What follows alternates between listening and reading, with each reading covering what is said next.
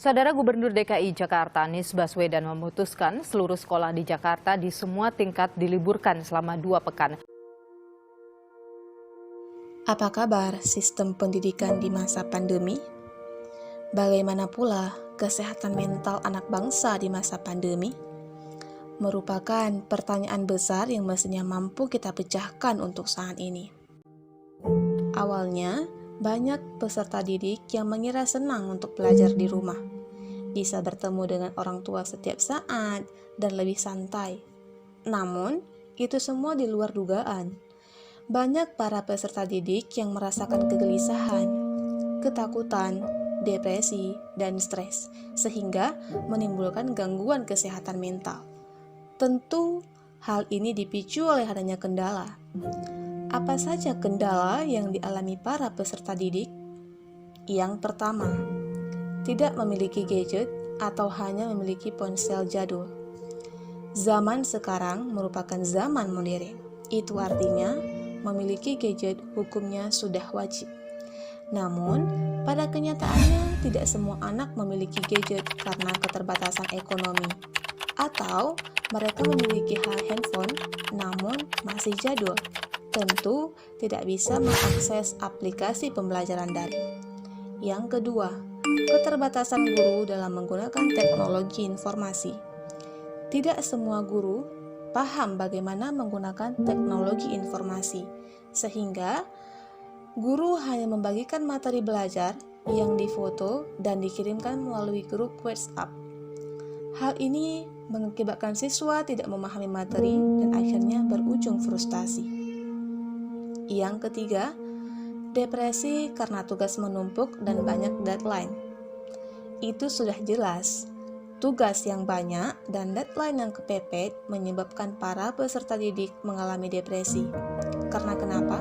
Karena mereka tidak bisa meminimalkan waktu di antara tugas-tugas yang menumpuk tersebut.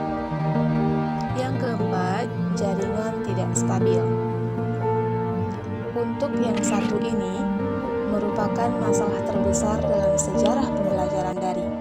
Bagaimana tidak, jaringan yang tidak stabil tidak bisa dipungkiri dan tidak bisa diprediksi, sehingga menyebabkan para peserta didik menjadi kesusahan dalam mengirimkan tugas dan mengikuti perkuliahan melalui aplikasi Zoom atau Google Meet. Yang kelima, kehabisan kuota dan keterbatasan biaya. Ini sangat sering dialami. Karena kenapa? Karena pada dasarnya, sistem pembelajaran daring membutuhkan kuota yang sangat besar dan menyebabkan para peserta didik menjadi kewalahan karena harus membeli kuota. Apalagi keterbatasan biaya yang dialami siswa. Yang keenam, mata kering, perih, dan kelelahan. Ini sudah sangat jelas. Banyak siswa yang merasakan matanya perih dan kelelahan karena harus memandangi layar handphone atau laptop selama berjam-jam. Tidak sedikit yang akhirnya bergadang karena tugas dan alhasil bisa menyebabkan sakit karena kelelahan. Yang ketujuh, COVID makin parah dan daring diperpanjang. Hal ini membuat depresi yang meningkat pada para peserta didik.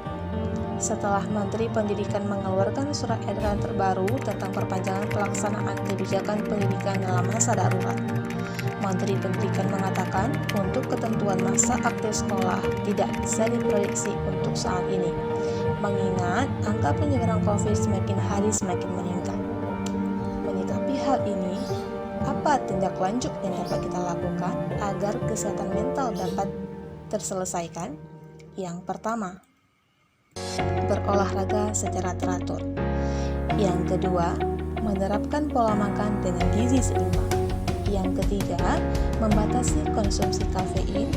Yang keempat, tidur yang cukup. Yang kelima, melakukan kegiatan yang menyenangkan hati. Yang keenam, relaksasi dan meditasi. Nah, teman-teman,